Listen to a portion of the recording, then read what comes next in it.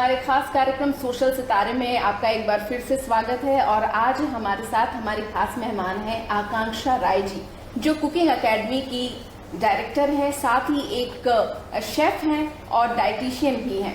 तो आज हम उनसे बात करते हैं। आकांक्षा जी, आपका हमारे प्रोग्राम में आने के लिए बहुत बहुत धन्यवाद। Thank you. किसी के भी कहते हैं कि दिल का जो रास्ता है वो पेट से होकर के जाता है, और सबसे अच्छी बात है कि आप ऐसे प्रोफेशन में हैं कि आपके लिए किसी का भी दिल जीतना बहुत आसान है। तो ये सफर कैसे शुरू हुआ? क्या बचपन से ही आपको कुकिंग का शौक था? घर में ऐसा कोई माहौल था? जी हाँ, मैं बचपन से ही मुझे I want to become a chef, और मेरे अंदर बहुत ज़्यादा फैंटेसी थी कि मैं एक ग्रेट शेफ बनूं।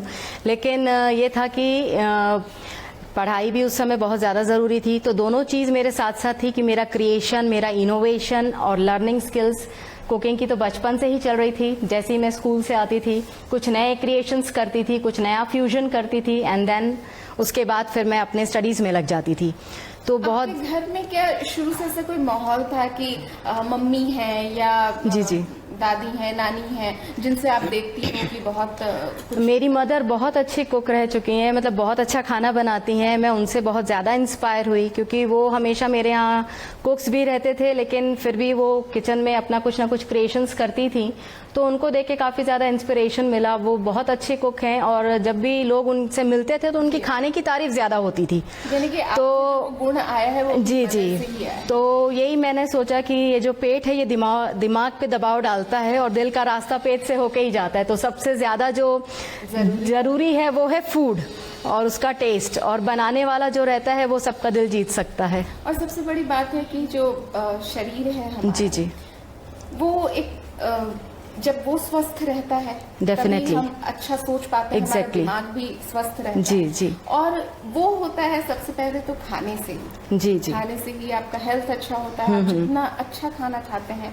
उतना ही अच्छी आपकी सेहत रहती है। बिल्कुल। तो अच्छा, आपके जो फैमिली बैकग्राउंड में है, जी तो फैमिली बैकग्राउंड में सब नौकरी पेशा है या बिजनेस में है?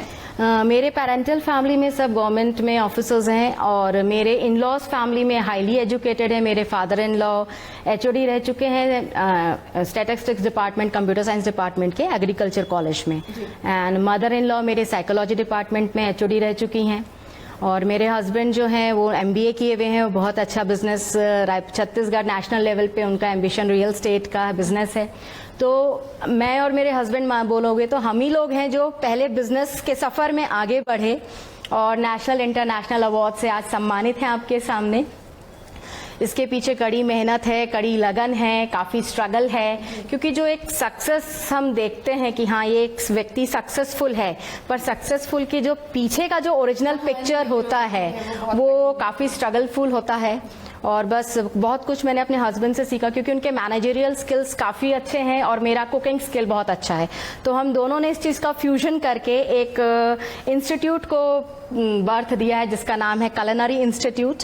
और कहते हैं ना कि कल यदि अच्छा बिताना चाहते हैं तो आज पे आपको कड़ी मेहनत करनी पड़ेगी।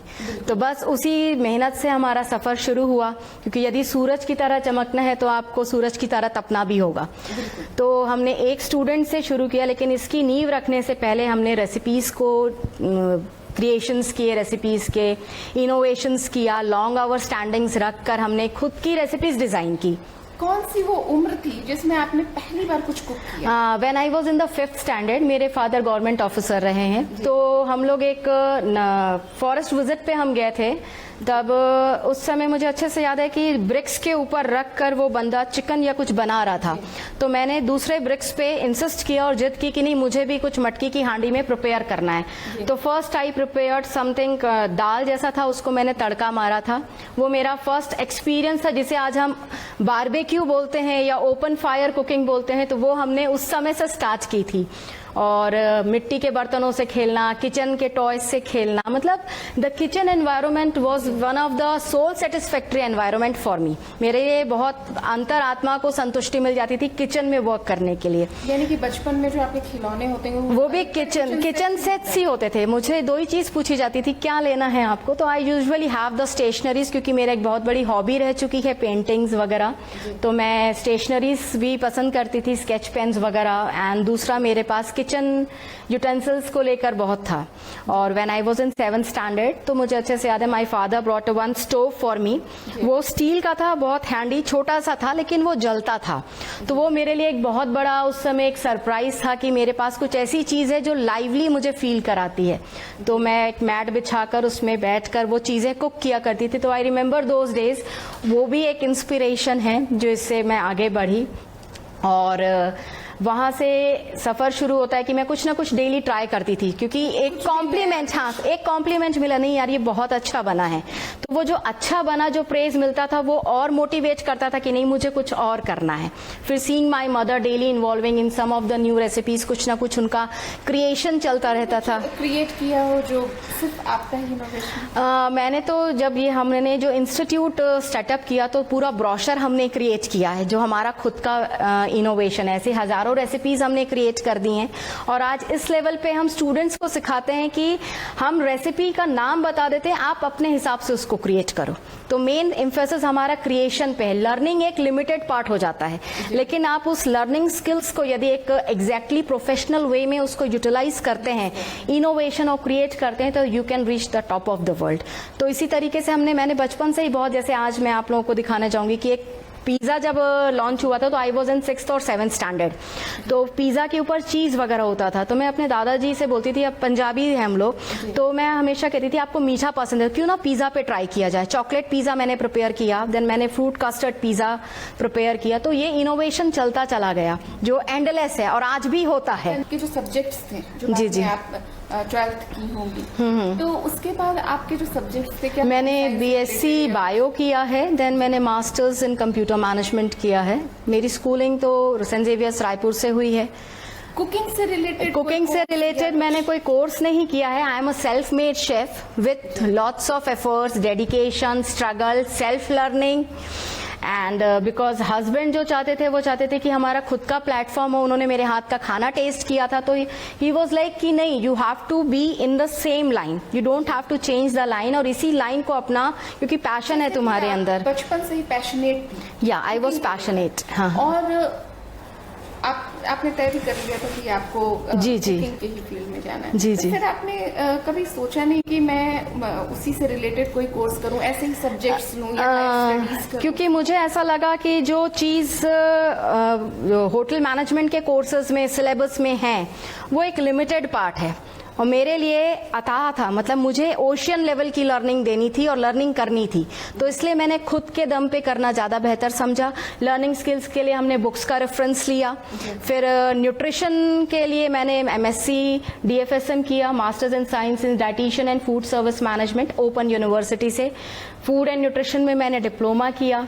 तो उस चीज़ को कंपाइल करते हुए, अपने पैशन एंड एजुकेशन को कंपाइल करते हुए हमने इस रेसिपीज़ का फ्यूजन किया। क्योंकि देखिए आज की डेट में एक शेफ़ के लिए केवल खाना बनाना ही काफ़ी नहीं है, टेस्ट देना ही काफ़ी नहीं है। इक्वल बैलेंस होना चाहिए न्यूट्रिशन एंड टेस्ट में, तब जाकर एक प्रॉपर हेल्दी प्लेट होती है। क्योंकि यदि आप जो खाना खा रहे हैं वही आपकी हेल्थ बना रहा है, और जो खाना आप गलत खा रहे वही हेल्थ नुकसान कर रहा है।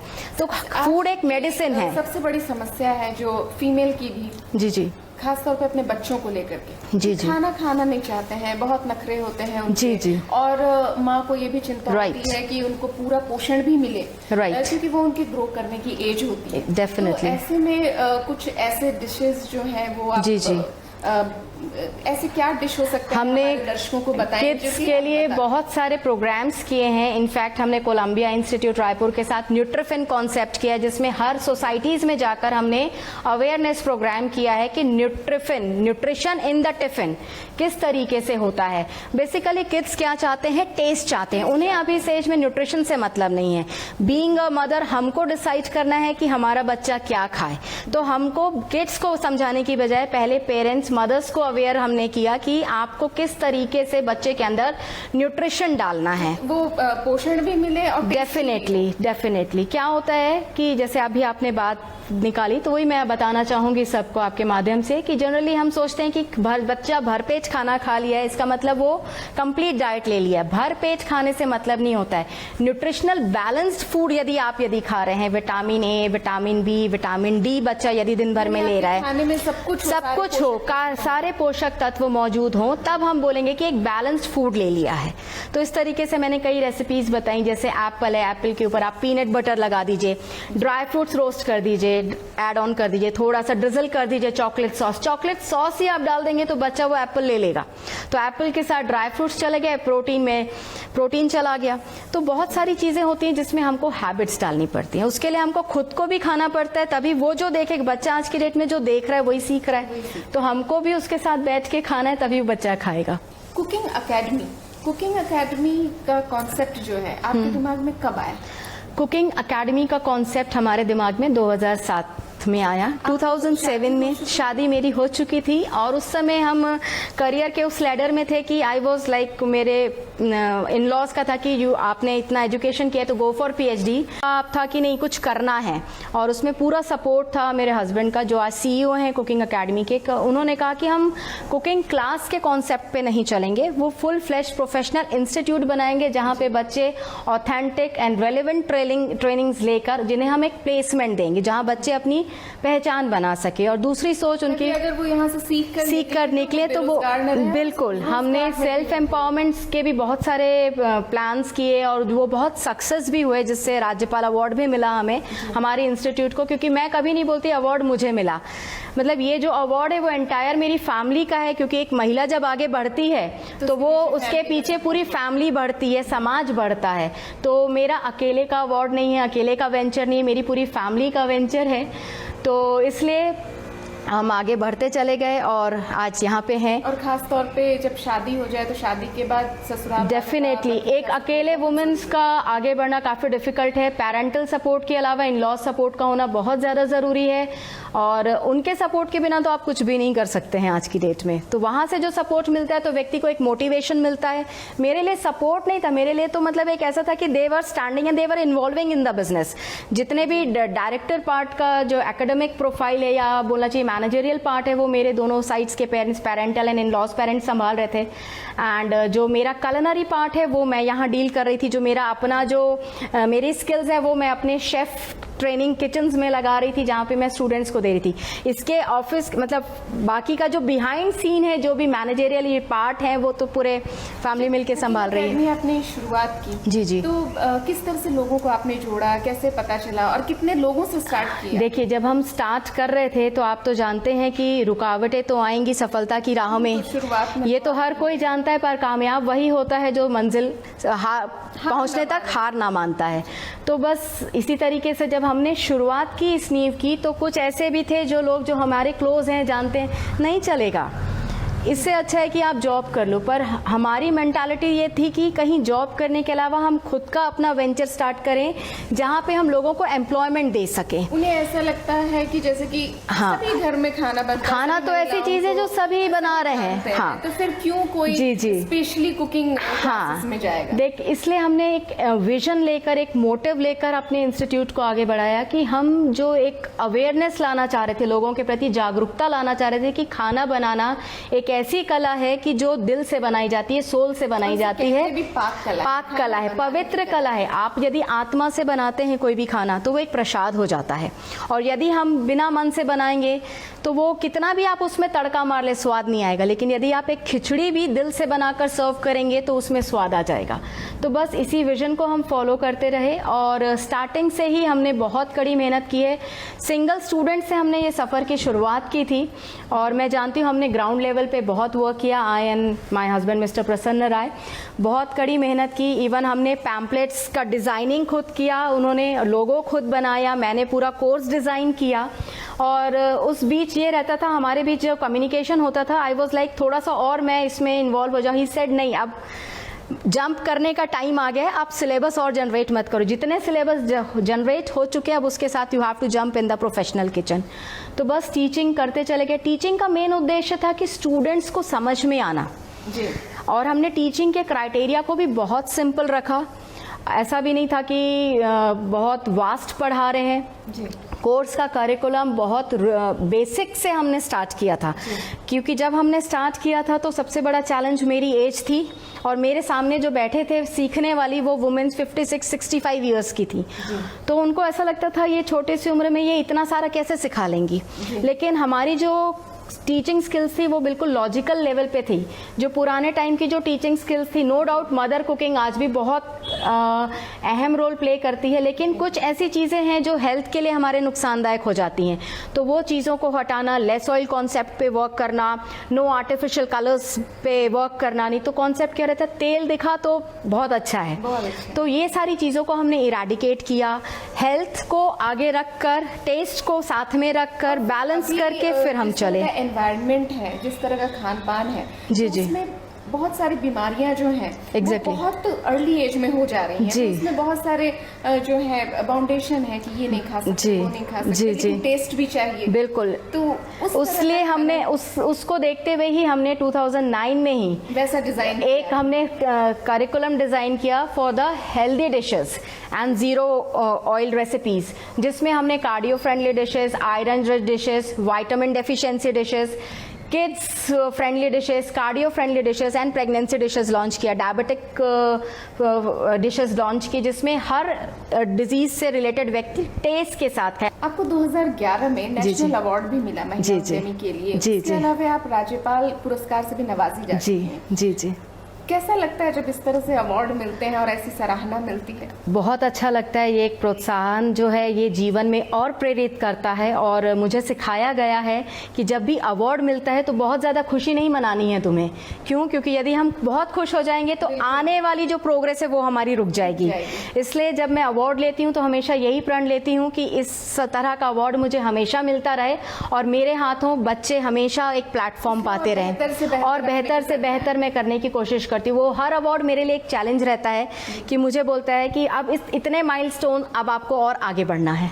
आप जैसे महिला उद्यमी हैं, काफी बिजी रहते हैं, आपके जी, बहुत जी। सारे स्टूडेंट्स भी हैं और बाहर भी जाना जी पड़ता जी है। जी जी। तो फैमिली लाइफ और बिजनेस लाइफ इसको मैनेज कैसे करते हैं, और बच्चों को फिर समय देना और बाकी सारी जो चीजें हैं, तो फैमिली रिस्पॉन्सिबिलिटी के साथ ये टफ तो हो ही जाता है। जी, टफ कैसे manage रहता है, लेकिन आपने एक बात सुनी होगी कि वुमेन के अंदर एक पावरफुल एक एनर्जी रहती है, तो बस उसको वो ईश्वर ने मॉर्निंग दिया से है कि वो सब मॉर्निंग से ही शुरू हो जाती है।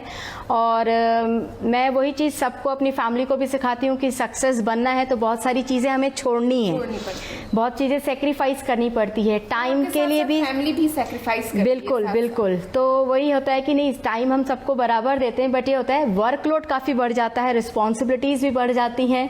और ये है कि यदि हम टाइम मैनेजमेंट को फॉलो करते हैं तो सब लोग हैप्पी रहते हैं, क्योंकि सब चीज़ें इजी हो जाती हैं if you follow the time management. और फिर ये है कि टाइम देने से ज़्यादा इम्पोर्टेंट है क्वालिटी टाइम। क्वालिटी टाइम देने के लिए बहुत ज़रूरी है कि आपको टाइम मैनेजमेंट को फॉलो करना है। आप यदि अपनी लाइफ में टाइम के अकॉर्डिंगली अपने सारे स्केड्यूल्स को फिक्स कर लेती हैं तो फिर जीवन में चीज़ें बहुत हल्की हो जाती हैं। आप अपनी जो हमारे छत्तीसगढ़ की महिलाएं हैं, जी, जी। उनको क्या संदेश देना चाहेंगे? मैं उनको ये संदेश देना चाहती हूँ कि आपके अंदर जो छुपा हुआ हुनर है, क्योंकि हर महिलाओं में, हर बच्चों में कहीं ना कहीं एक क्वालिटी रहती है, उस हुनर को पहचानिए, उसको पैशन बनाइए, उसको अपना एम ऑब्जेक्टिव बनाइए, उसको लाइफ का गोल बनाइए और आगे बढ़िए।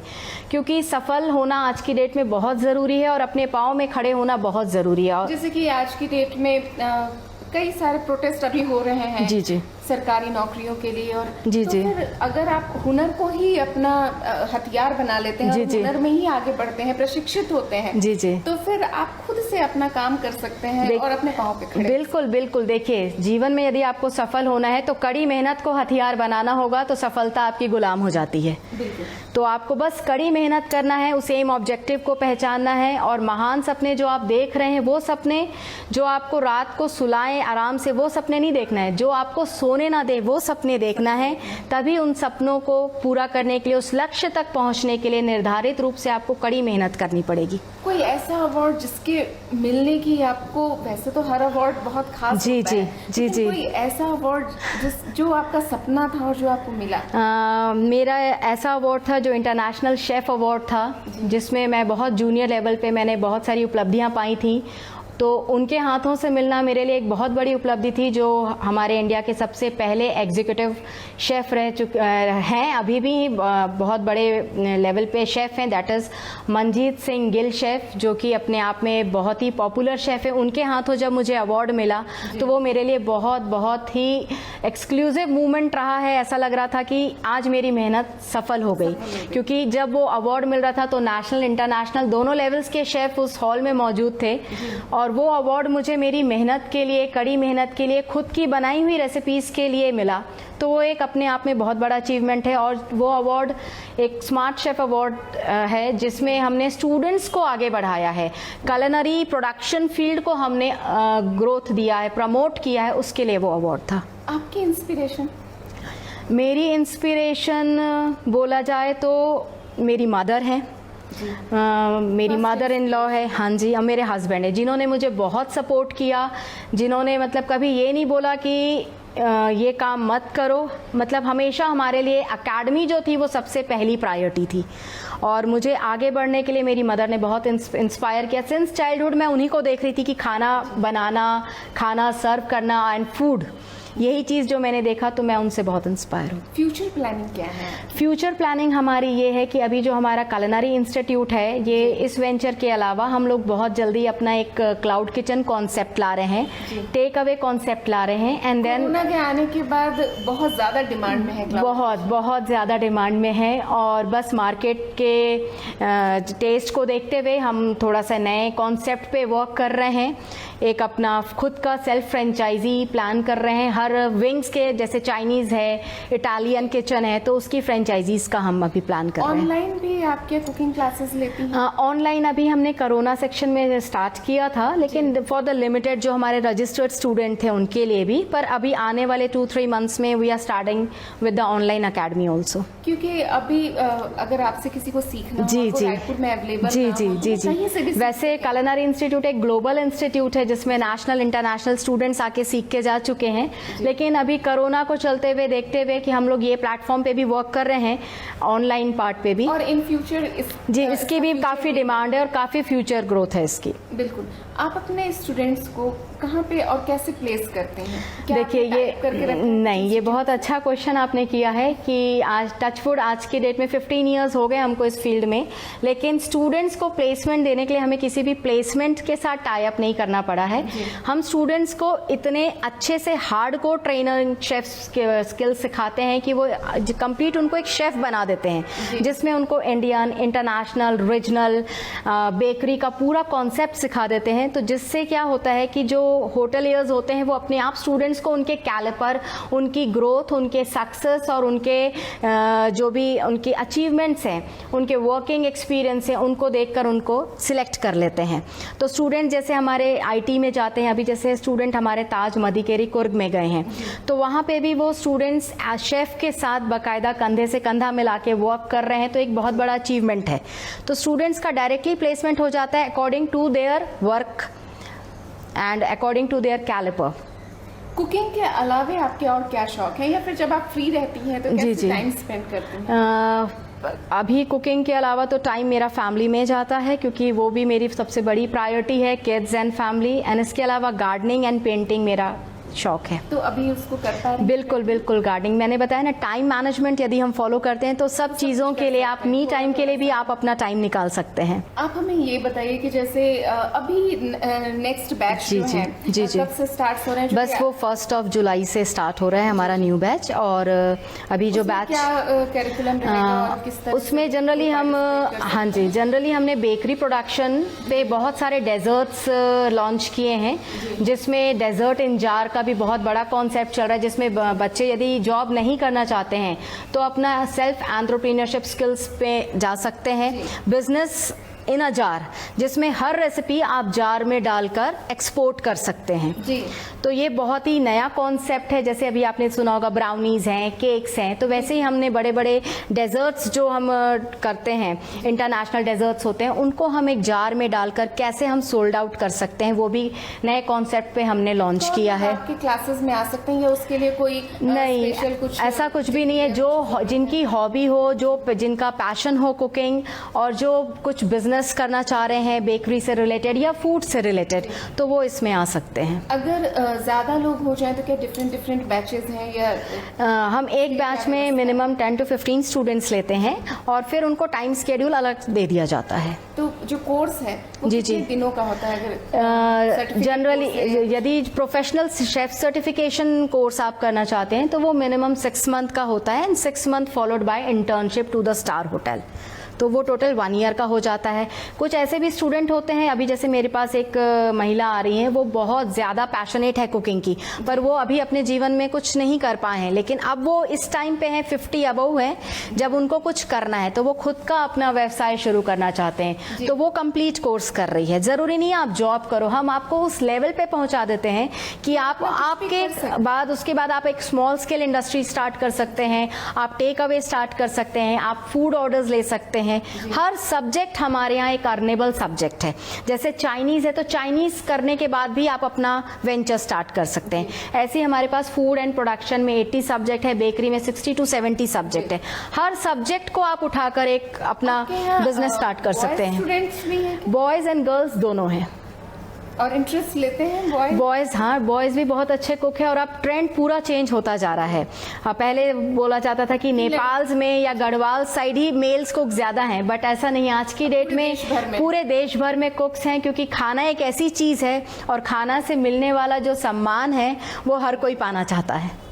आप हमारे कार्यक्रम में जुड़ी जी, और इतनी अच्छी जानकारी दी हमारे दर्शकों को, जी, इसके लिए बहुत बहुत थैंक यू सो मच, आपकी मोस्ट वेलकम। आज के लिए आपके खास कार्यक्रम सोशल सितारे में बस इतना ही। अगली बार हम फिर हाजिर होंगे एक नए गेस्ट के साथ। तब तक के लिए मुझे दीजिए इजाजत। नमस्कार।